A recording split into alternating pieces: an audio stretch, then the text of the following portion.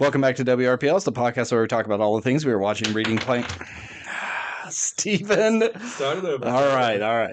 Welcome back to WRPL. It's the podcast where we talk about all the things we were watching, reading, playing, and listening to. My name's Ben. And I'm Steve. What's up, Steve? Not much, Ben. We're recording on Screen Actors Guild Award nights. The night of nights. The night of nights. Who needs the Oscars when actors give awards to other actors? And they just love jerking each other off over it. Today's main topic is The Monkey by Osgood Perkins, produced by James Wan, and written or based off a short story by Stephen King. So you got a big chest of the horror milk. I don't know what that was. So we got a few other things, but I mean, Horror Milk sounds like could be a good movie. Yeah. Or a name of a band, maybe. Horror Milk. Yeah, okay, cool. We'll put it on This Means That. We'll try to figure it out. What does that mean? All right, let's start with a roll. 8? 8. Oof. Low end for me. Low end for me. 6 for Ben. Oh, hidden. That 20! Oh my god, I'm finally okay, that's good. You needed that one. That's good. Yeah, but I mean, yes, last week you did 17 more points than me, so I'm playing catch up a little bit with 12, but it's something. Oh, thank God. Oh, all right, well, I rolled higher. I'm going first. Congratulations. You have more stuff. I'll go with a short one. Okay. Pixar released a new TV show. It's their first television show. Mm-hmm. It's called Win or Lose. I only watched the first episode. I think 2 are out, maybe 3 by now. It's about a softball team, and in junior high, elementary school, I'm not sure their ages. And they're going to the big game at the end of the week. And the first episode focuses on the daughter of the coach. The coach is voiced by Will Forte, so instant watch for me. I mean, I say that, but he's also in Kinda Pregnant with Amy Schumer, and I ain't watching that shit. Okay. But she's the worst on the team. She has anxiety about it. She has this little, like, kind of imaginary sweat blobule that follows her around that just makes her more anxious about it. And all she wants to do is get a hit, a catch, on base, something, because everybody else is doing so good. And the episode, you see her practicing and interacting with some of the other players. And when it gets to her turn, it looks like on the third strike, she's going to, like, get hit by the ball so she could at least get on base, and the episode ends. And I know the other episodes are going to focus on different people on the team or the umpire or someone, and it all kind of comes down to the big game for each episode. Interesting. So it's so far kind of cute. I'm enjoying it. If you like Pixar's animation, it's just very much, it looks a lot more like say Luca than some of their other ones. So everybody's just got, that kind of face. Right. And I'm enjoying it so far. It may take me some time to get through because I don't instantly think of Disney Plus for my TV shows, but it's good stuff. Yeah, I can't even remember the last time I turned on Disney Plus. Yeah, I mean, I finished Spider-Man. I'll talk about Spider-Man real quick. Sure. Great show. Excellent show. I don't really love the look of it, but it's the most unique Spider-Man thing you've ever seen. They are doing things you may be familiar with, but are completely different with different characters. It's just kind of a breath of fresh air to see not just him being best friends with Harry and obsessed with Mary Jane. Like, Mary Jane isn't even in this. Gwen isn't in this. Like, all of his friends are characters who I barely know anything about because they're kind of either niche or deep cuts from the comics. It ends with a nice cliffhanger, or not. Everybody gets a nice little wrap up of this guy. You can tell he went from good to bad. He's going to have his arc, and maybe Peter's, dad. Maybe he's not dead. He's not. He's in jail. So it makes me excited for next season because we have these really good jumping off points to continue. And it does something really fun in the last episode that you kind of see coming as it's going, but it felt very unique to Spider-Man. So if you're a Spider-Man fan, check it out. I am a Spider-Man fan. But it's only 10 episodes. They're relatively short, Watch it on your lunch break. I know that's your reading time, but books are stupid. Spider-Man is forever. Spider-Man comes from books. That's different. Those are picture books. You don't have to read them. You could kind of just get the gist by looking. Just get the gist of look at he's punching a guy. So that's cool. Got it. All right, what do you got, Steve? I finished a book. I finished. We just talked about this. Books are stupid. Yeah. Well, I got another stupid book for you. I read Yumi and the Nightmare Painter by Brandon Sanderson. This is one of the 4 secret projects he wrote during COVID and released on Kickstarter, and made like the highest. It was the highest grossing Kickstarter of all time. Nightmare Trainer? Nightmare Painter. Painter. Okay. And this is the story of 2 people from seemingly different planets who kind of switch bodies, and they don't know why, but they believe it is to complete this sort of help each other in their worlds deal with a problem that they're having, and it's just kind of like, will they fall in love by the end of this book? In her world, it's kind of like more traditional Asia. She is a Yoki Hijo or Yoki Hojo. Doesn't matter. It's some name that I've already forgot what it is. But she's kind of like this big religious figure who can essentially bring spirits out of the world to help people with their problems. But on her planet, it's like very bright sun. The ground is hot to walk on. There's like floating plants in the sky, but they don't really have technology or anything. Like very traditional in that way. And then on Painter's planet, it's like kind of more like Blade Runner 2049. There isn't like flying cars or anything, but it's like neon signs and Zoe Saldana, best female performance. Wow. Yeah. Woof. Anyway, yeah, neon signs, very sort of he lives in a city, skyscrapers. They have technology. They kind of have TV, but everything's kind of. It's not Earth, though. It's not Earth. Okay. Yeah. This book takes place in Brandon Sanderson's Cosmere. That's his universe, and all of his books live in this universe, and they're all on different planets and stuff. And then as the story unfolds, like there are some twists and turns, but it's like 360 pages. It's a really quick, easy read. It's weird because I would say like not a ton of stuff really happens. Like while they're going back and forth in between bodies, like a big. Oh, they keep swapping back and forth. Yeah. Oh, so okay. like basically anytime they fall asleep, they're back. But what's interesting is it's not just like she's in his body and he's in her body. When he goes to her world, he is in her body, and then she is like a spirit next to him who only he can see. Like he can see her and talk to her, but no one else in the world can. So he has to pretend to be her. When she goes to his world, his body transforms into her. So she looks like herself, and so everyone sees she has to pretend to be his sister, who's like came from out of town, and his spirit like. Those are some weird rules. Yeah. For your Freaky Friday enemy mine. They kind of explain it by the end as exactly like what happens.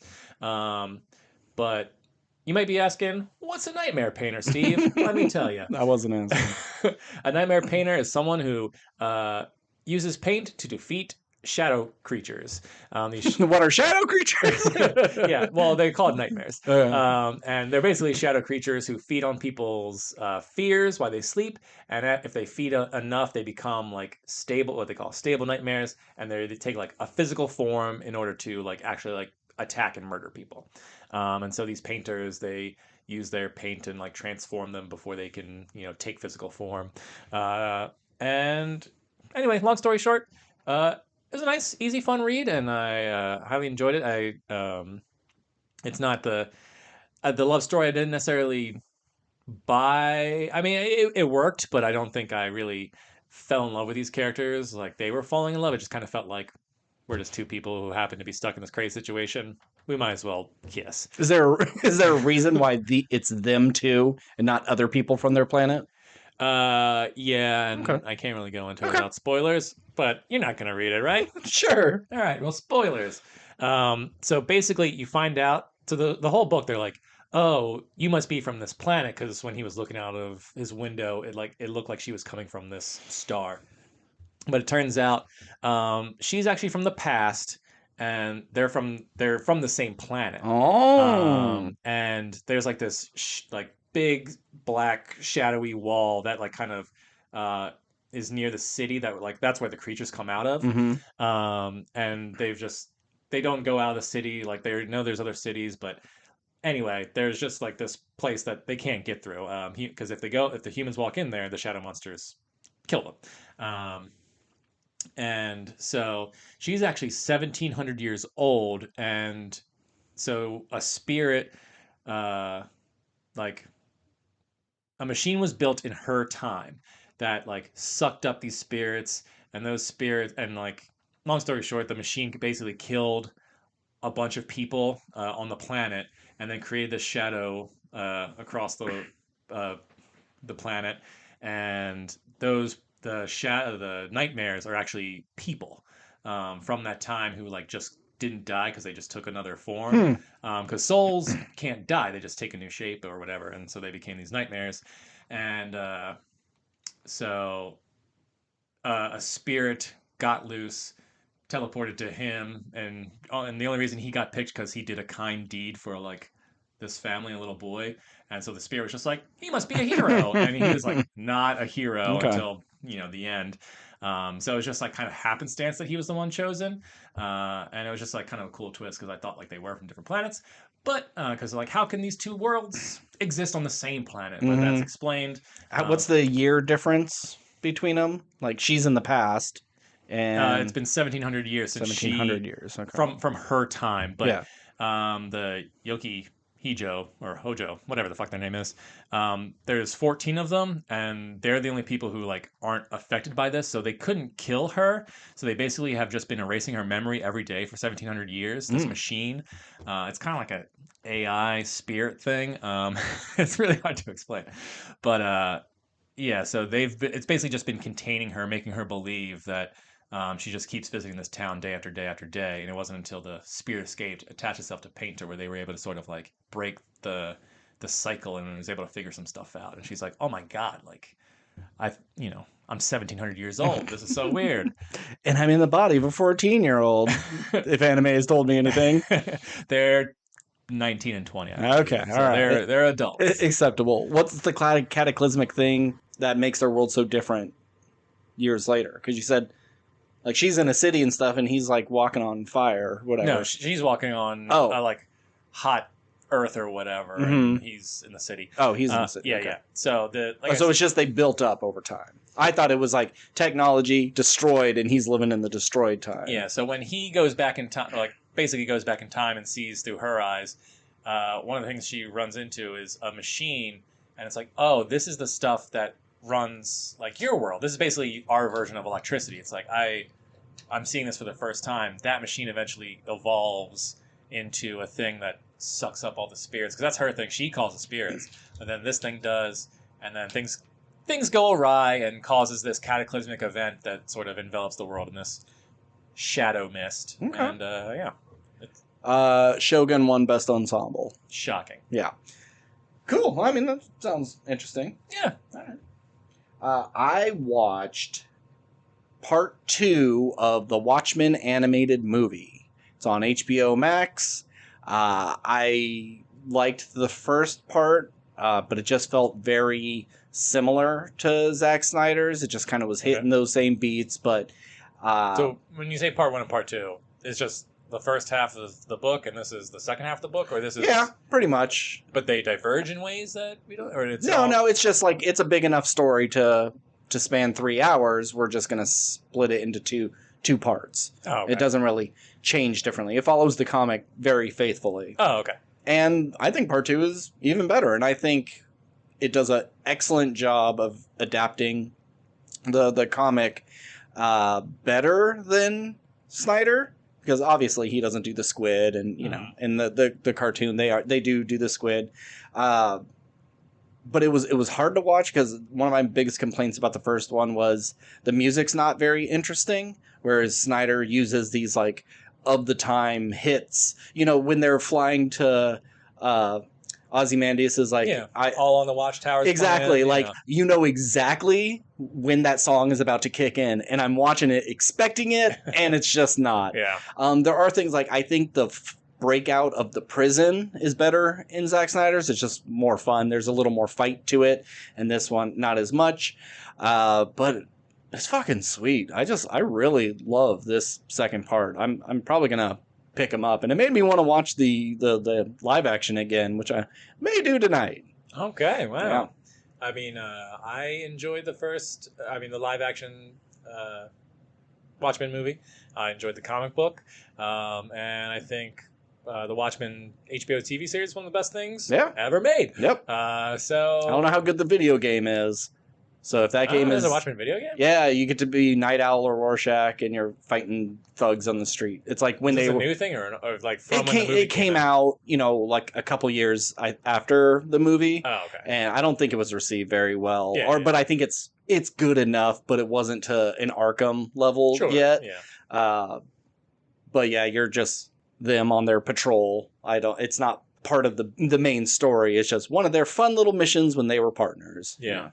I mean, I think that'd be a fun game if you did like an Arkham style Watchmen, and like you are a new hero that's not in the comic books, but you interact with all the ones that are there. Or I think you could do each one like there's beat 'em up with Silk Spectre or Night Owl, and just one is better at fighting, one has gadgets. You get to choose who you want to play as. When you're doing the Rorschach stuff, it's more detective clue, detective vision stuff. With the comedian, it could be like on rails gunning things, like the riots or in Vietnam.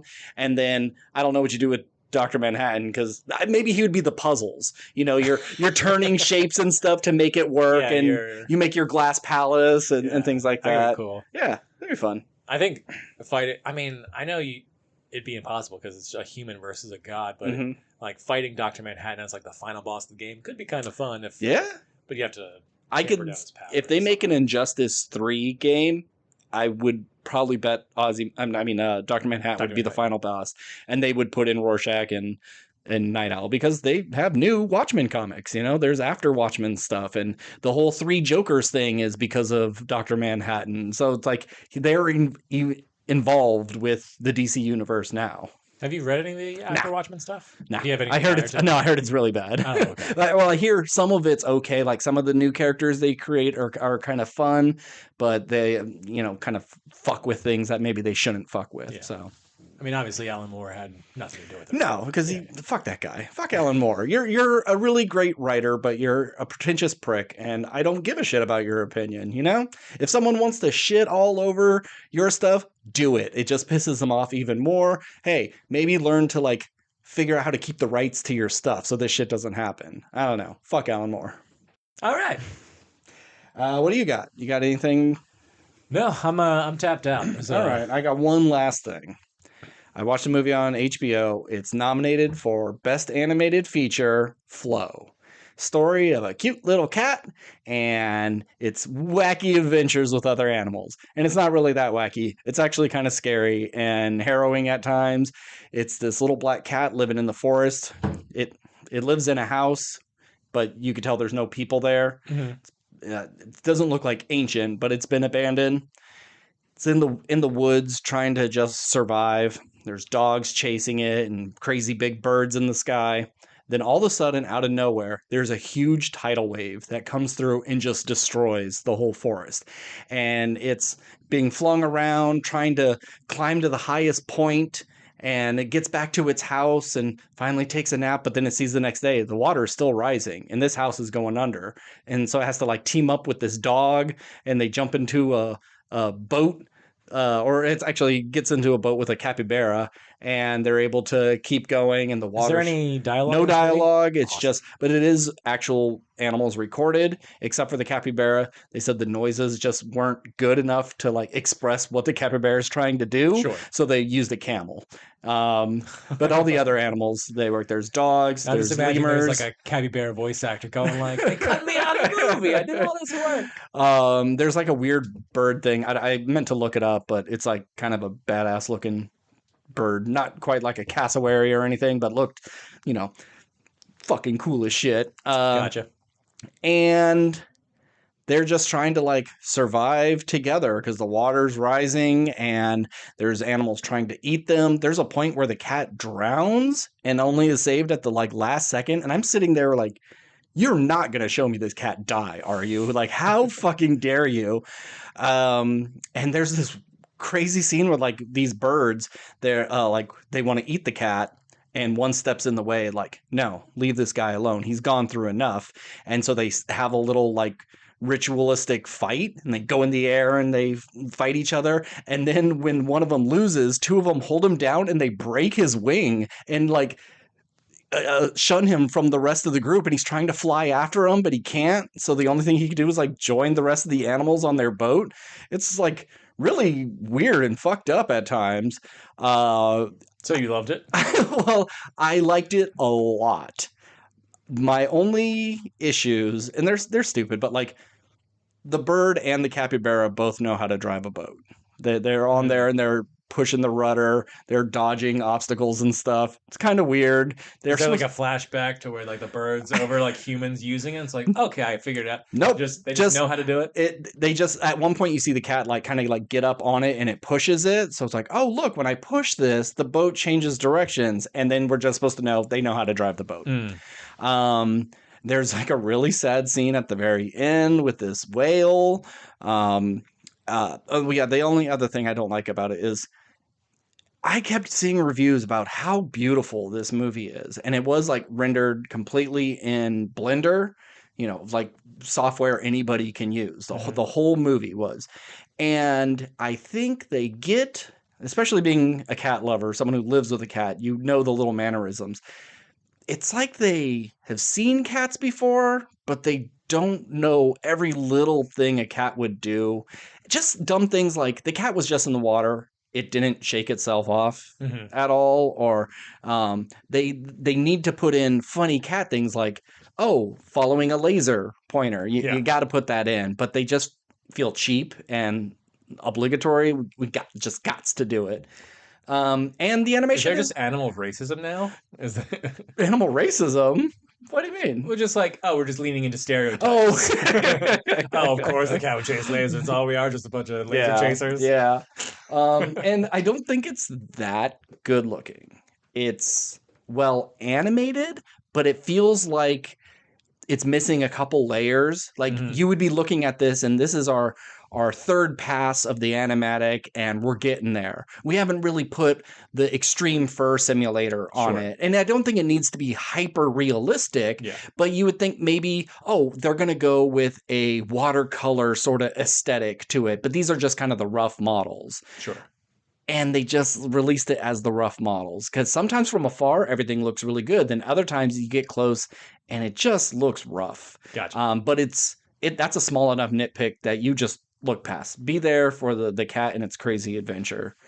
All right. Yeah. Sounds kind of sweet. Yeah, it's great. You could just pop it on with your kid in here. It may be a little scary at some points, but there's no blood or dismembered animals or anything like that. Just animals breaking another animal's bone. Yeah, and almost drowning. Yeah. Dogs almost tearing apart a cat, And I gotta say, fuck those dogs. I know the golden retriever's like the good guy or whatever, but fuck the rest of the dogs. They fucking suck. They almost got the capybara killed. All right. Yeah, so you want to get to our main topic? Might as well, because I have nothing else. All right. The Monkey, as I said, directed by Osgood Perkins, adapted from a Stephen King short story, directed by James Wan. What'd I say? Big chest of milk or something? Horror milk, big horror chest of milk. Yeah, that's a good description of it. Steve, have you read a lot or any Stephen King? No, he's on my to-do list, but There's so much. It just seems, his work is so big. I think I would just pretty much only read like his 5 best received books, like maybe Pet Sematary or The Shining. He has a new one called Fairy Tale that I hear is pretty good. Or I think it's called Fairy Tale, and that's like a fantasy. I mean, I know he's done fantasy before because Dark Tower is fantasy. But I don't really know anything about that book. But But yeah, so I would I think like, that's supposed to be kind of the last book you read. You have to read all of his other stuff because there's so many nods to other things in yeah. Dark Tower. And I think it would be the book I'd be most excited to read, but I've seen Mm, both versions of the movie, yeah. and I feel like I don't need to do this story a Yeah. third No, time. oh, yeah, this is that part. And then you would get to, oh, this is the child orgy scene. Yeah. Okay. So, and also, it is like 1,000 Yeah, pages, it's and like huge. I've read all the Game of Thrones books or whatever, but I just, I need a book to be like a 700 is where I'm kind of like, I'll maybe max out here. Yeah. Um, I've only read a couple of his like short stories. Like it'd be a collection of, and I would just do the audio book of them. And some of them are cool, some of them are stupid. Like I'm not a huge fan of his writing, but yeah, as I've popular as he is, it never seems like someone's like, oh, I love his writing. They yeah. just like his stories, Hmm. I mean, he which is so does. weird. He has a problem with finishing it. How to wrap things up. Yeah. That's what I hear is the biggest complaint. Um, so yeah, I haven't read this short story that's based on at all. I don't know. Did you look up at all to see if it was faithful or anything? I thought about it briefly, but I did not get a chance. All right. Well, The Monkey is about two twin boys played by Theo. I was going to say Theo Vaughn. Theo Theo James. He doesn't play the James. boys. He plays the He adult plays the man. adult version of the two young boys. And correct me if I'm wrong, but the little boys are not twins. They're like two different actors. On IMDb, it lists them as two different people, but that's kind of crazy because they look exactly alike. Yeah, I couldn't tell if it was two boys who just looked very Oh, and similar. maybe they did a Or face. I think they might have done the Winklevoss twins thing. That was my guess. Oh, okay, that makes more sense. Yeah. Okay, I feel kind of stupid now because I was like, damn, they look so good. Yeah, Christian Covery. Oh, okay, don't take it that way. I know. Don't I know take what you meant. it's Colin O'Brien and Christian Convery. Yeah. Anywho, and their family has been kind of cursed to have this mechanical drummer monkey that once you wind it up and it drops its final drumstick, someone dies in a crazy Final Destination sort of way. Hmm. Steve, did you like this movie? I did. I'll say I walked out of this movie very conflicted in my feelings because I think there is some very good filmmaking here, and some clever bits. A couple times I did chuckle at some of the ridiculousness of Mm-hmm. this, um, but at the same time, I'm kind of like, I don't know if this movie's actually any good. I I think it's like it's a bad movie that is saved by how like it knows it's being purposely stupid. mm-hmm. But I mean, I was entertained, so I did enjoy this movie. But it's not like a movie I'd say like you have to see it if you're a horror fan or a comedy fan, or you're just into weird shit. It's just like if you got nothing better to do, put this on. I It's think this could become a cult classic where Longlegs is very divided amongst people. mhm. So many people hate that movie, and I don't get it. Um, but I can see more people enjoying this over that because of just kind of how silly and over the Yeah. top it is. Uh, I just like with Final Destination, you just kind of laugh through all the horrific things that are happening because they're so silly and outlandish that you Mhm. can't help but laugh. Did you have a favorite death? Uh, I think the one that got me was the swimming pool yeah, that was because it was mine. so unexpected. Yeah. You don't explode like that. I would think she would jump in and she would get electrocuted and maybe it'd be funny. Oh, she's on fire and in the pool. She's trying to Yeah. put herself out, but no, just instant Yeah, explosion. because it's not like she dived in and then exploded in the water. Like the second her fingertip touched the water, she Yes. exploded midair. Uh, It's like when they throw the like powdered chlorine or something into lakes and it just instantly explodes. It's like the moment this powder touches water, yeah. she was one of those. That's probably the funniest death. Yeah, because I mean, I think all the other deaths weren't really that exciting. At least, I mean, the most, I guess, poetic one is the sort of final one, not the bus. Not counting The that one. bowling ball? The bowling ball thing, Yeah. yeah. Like that is, with the bowling ball, like what was on it, and Mm-hmm. how it went down. Like that was all. It made sense story wise. And then, but just like, oh, a golfer getting attacked by a viper, or like, what was some of the other ones? Uh, Getting impaled with a fence post. Like it was all just kind, or getting your head blown off with a shotgun. Like we've seen Yeah. more or less these things before. At least the cannonball thing or the bowling ball one was Yeah. uh, innovative, and the B one was just absurd. Very absurd. I didn't expect it to go that way, but I don't care. It was fun. Yeah, yeah, I yeah. I liked it. Yeah, when it comes to story, I don't think it really matters. This feels like it could have been a TV show where the monkey has been passed around to so many people within this town, Hmm. and by the end of it, it's like, look at how many people are dying. Um, because you have that other character who was kind of in the same situation as our leads, where his dad was gone. You know, that punk rocker sort of guy who picks it up at the yard sale. Yeah. Like his dad was a cop and went missing, and Theo James's dad was a pilot and he went missing. And it felt like, oh, are we trying to say something here? Hmm. But I don't think we are. I think it's just another character. Yeah. Yeah. I don't think this movie has. I think the overall message of the movie is just, hey, sometimes in life, People die. people die. And it'll all happen. I mean, Tatiana Maslany, that's how you say her name, right? Sure.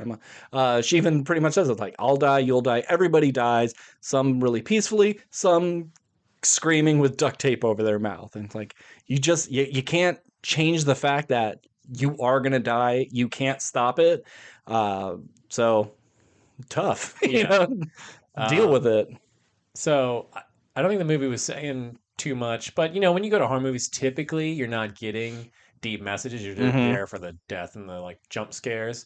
This movie wasn't scary in the No, slightest. no. And I know a lot of people say that whenever they see a Well, horror I movie, wouldn't like, say not in the slightest. There are some shots of that monkey oh yeah, that the are monkey was the scariest so part. Yeah. expertly shot. Like when he's looking out the window and it's Uh-huh. just a shadow and then the eyes come, the way the lips curl. I think every shot of the monkey is very, very effective. But the rest of the tone and the music for the Yeah. rest of the movie is just too silly for you to be scared at that. Yeah, I agree. Uh, I wish Tatiana Maslany. Maslany was in more stuff because she's in Yeah. this movie for like 6 minutes. Yeah. And it's not like her performance is so great, but it's just something about her. I'm like, man, she's really good. I Yeah. wish she was in more stuff. She was awesome in She-Hulk. Like, Yeah. she's a great She-Hulk. I didn't watch Orphan Black, but I hear that's good. She's in some stuff, but just not a ton of stuff. Yeah. I think she's great. And I'd like to see her more. But another problem I have with this movie, I don't think any of the characters were likable or really relatable. Sure.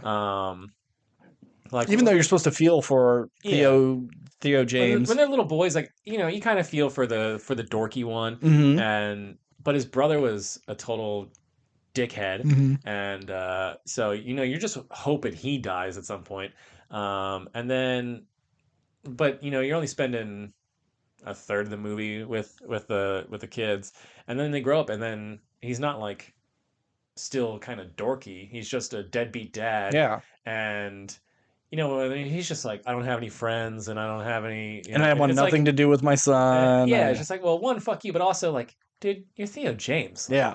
you people would fuck this dude. Yeah. I mean, clearly they did because his wife is a Yeah. smoke show, and he has Mhm. but it never. It's everyone has their own story. I don't know everybody, but it's one of these things where, can I really believe that you look like that, Yeah. and no one's trying to really interact with you? And I know you're like, well, I push people away because I'm cursed by this monkey. I get I it, guess, yeah. but I don't know. It's been 25 years and you haven't interacted with the thing. Like, you're probably good to, have a life, whatever. Yeah, there's a Brian Posehn when he did stand up talking about Monsters Ball and like Halle Berry's struggling to make ends meet, and uh it's like, well, why don't you just become a model? You're fucking Halle Berry. Like, they didn't put makeup on you to make you like Charlize Theron in Monster. Like, Yeah. you're still just hot. Like, yeah, maybe sometimes we need to ugly up our actors. Yeah.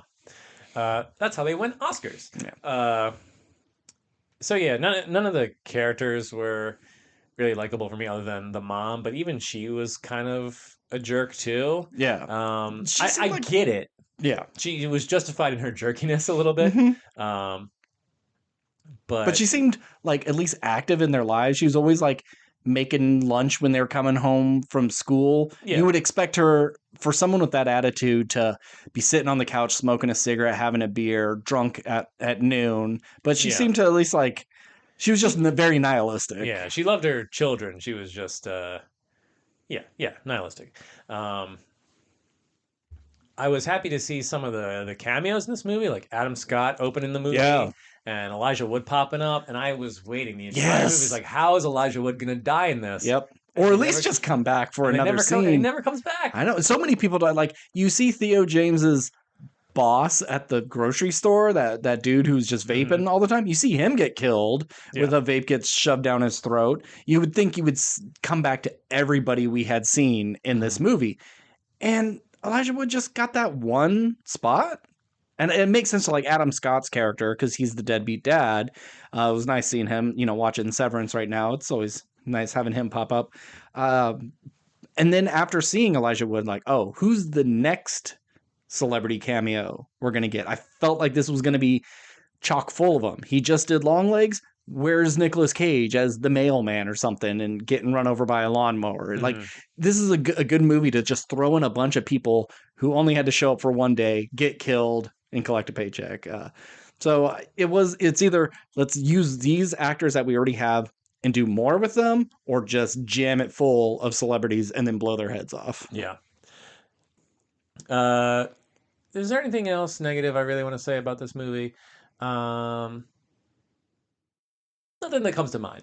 But so the things that work for me, the deaths, while like some of them maybe weren't the most inventive thing, really fun when they get really cartoony, like explosive, like heads on fire, run face first into your for sale sign and impale yourself. Good stuff. Someone getting trampled by 47 horses, God. and then it was a sleeping bag of soup. Of goop, yeah. That was Osgood Perkins, if you didn't know. Yeah. I did see that afterwards. Because, I hit my IMDb trivia. Oh, you know it. Yeah, he's in a ton of stuff. As an actor, he's done so many things. Yeah. I think that, like you said, all the stuff with the monkey, I think, was effective in terms of making that monkey very creepy. There's some shots in this movie, like the kaleidoscope monkey scene, where he's going down the well. I thought was really cool. I think, I didn't catch this, but I thought, and maybe it just happens to be cool, because sometimes people will go online and they're like, oh, did you notice this little detail? Isn't that so clever of him? It's like, I didn't even think of that. That just happened to be, but someone said when Theo James is at the hotel and the heat comes on, it's saying hi, that's the monkey going hi, I'm back. Okay. And I was like, oh, if that's true, that's pretty fucking cool. Interesting, but the monkey is never spoken at any point in any form. Sure. And hi is just what your thermostat shows when the heat is high. Correct. So they're conflating a little bit. I think most people would not make that connection, but someone was just like, I think that was intentional. I was like, oh, if it is intentional, great. But maybe it was just a happy coincidence. Yeah. Deaths were fun. Some clever stuff like that. How'd you like the ending with the death on a pale horse?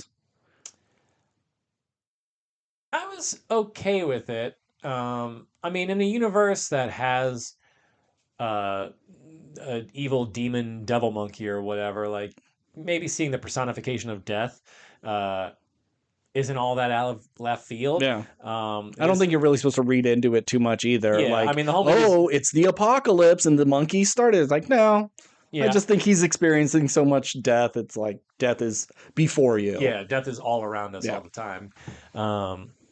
So I was fine with it. I can see why, as an audience, you go what the fuck is happening here? him going through the town and just seeing, a surfboard impaled some guy into a tree, and then a mom is just running with the carriage of like the The baby baby's like, on fire. That's a fucked up image. yeah.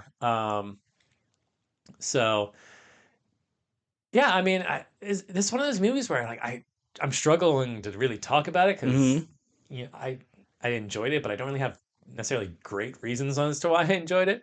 And I also think it's just like the kid with the cop dad who left, and he was kind of like a secondary villain in this. Like Hmm. it just kind of seemed like he was a little Yeah, like unnecessary. we needed to We get need to get our characters art to into the house in some point, and how else would they do that? So yeah. yeah, I that was guess we kind of need to weird. establish that like the monkey can't really be passed on to other people. It's Yeah. just this kind of family heirloom. But oh yeah, and then the son, I get why he was a dick because your dad's a deadbeat and doesn't Hmm. want anything to it seemingly doesn't want anything to do with you. So he was just kind of every precocious punk teen, just like, oh fuck you, dad, you don't Yeah. even want me around when I was a mistake.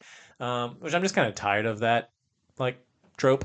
But what I found interesting after I watched this movie is I didn't know Osgood Perkins' dad was Norman Bates. We talked about this during Long Legs. We did? I Hmm. totally forgot. But also, I didn't realize his mom died in 9/11. She was, Osgood Perkins' mom? yeah, she was on the plane. Really? Yeah, Wow. Wait, so which one? Tower ones or Pentagon or the the one of the crash? towers. I can't Okay. remember if it was the That's the first cool plane. one. Like if you die in the crash of the Pentagon, whoop-de-doo. If you die in the crash of in the field, that's awesome because you guys actually fought back. Well, So now we have to cut there's all no, this. there's layers of the tragedy of it all. Yeah, I did not know that. Well, That's and hmm.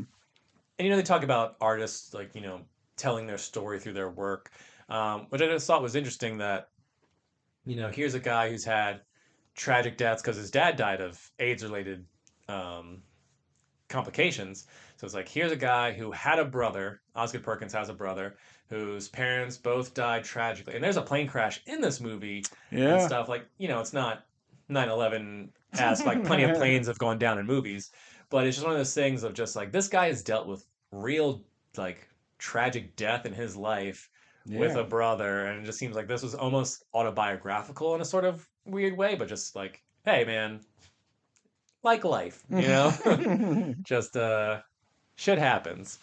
And it seems to take it in stride, but I can see why he's making all these fucked up horror movies. Yeah. But I'll tell you my favorite part of this movie is I just sat there after the movie was over, sitting on my phone, going through IMDb trivia, and there were some guys behind me who were just like chatting about the movie or whatever, and whatever song starts the credits ends, and then the Monkeys tune comes on, and Hmm. then they all go, "Holy shit!" Like it was just one of those things where like we all looked up from whatever we were doing because just we thought the movie was over, but then here's the monkey playing the sound, and just for like the briefest second, kind of freaked us all out, and I was like, "That's really clever." That's awesome. They Um, did something similar on The Ring for the DVD. We were watching it, letting the credits play, just talking about it. Then it went back to the menu, and then a phone rings, and we all just yeah. jumped for a second. Oh, those fuckers! They got Yeah, us. I thought that was really clever. Um, Did you stay till the end? Because there was a preview for his next I movie. did. That's what teasers are for. Yep. It showed absolutely nothing but like women looking into the camera Mm-hmm. and a little bit of like creepy blood on some faces and stuff and just, nothing about it. And like that looks pretty cool. But man, what a beautiful shot of that woman in the like blurry door window. I didn't stay. I didn't know there was a post Oh, credit you did. until after the Oh fact. man. There was a really great shot in that. Um, very it looks very beautiful, like looks very cinematically different than this film. um Obviously I think that one's going for more traditional horror, where this Sure. one's like here's my version of a dumb Yeah, slasher flick kind of I thing. put this in the same realm of like Idle Hands. Yeah, Yeah, there's horrible things happening, but you're just having a good time. yeah. uh this movie could have so easily been another. Timothy Chalamet one. Oh really? Yeah, Wow, I don't boost him up for the Oscar polls. yeah, uh This movie could have easily been in another hands of another director, just absolute dumb dog shit when you kick Theo James out. You have the kids find the monkey, and it's 10 years later, and now they're like 19, 20, and now they're sexy and hooking up with people or whatever. And the monkey's back because maybe the monkey doesn't like sex or what. Who knows? It could have just easily been another one of these teen dumb things like a Ouija or whatever it's fucking called. Sure. Hey, Ouija 2 is pretty good. I don't know. I didn't see that. It's a Flanagan movie, so. Oh, yeah. Okay. Or what was that one with the kids on the computer? Where Fear.com. No. what am I thinking of? And it had the one girl from I think Pretty Little Liars, and she had like one of those smiley face things. Was it Unfriended? Unfriended. Okay, yeah. Yeah, I see people come up and they're like, you know what? Unfriended's really underrated. Like, no. Unfriended and Unfriended 2 are dog shit movies. I feel like I've been talking a long time about it. No, so what do you have any thoughts about this movie? I've been piping in. But there's the shot of Tatiana Maslany where her face is down and the camera's up and there's blood coming out of her eyes. Okay.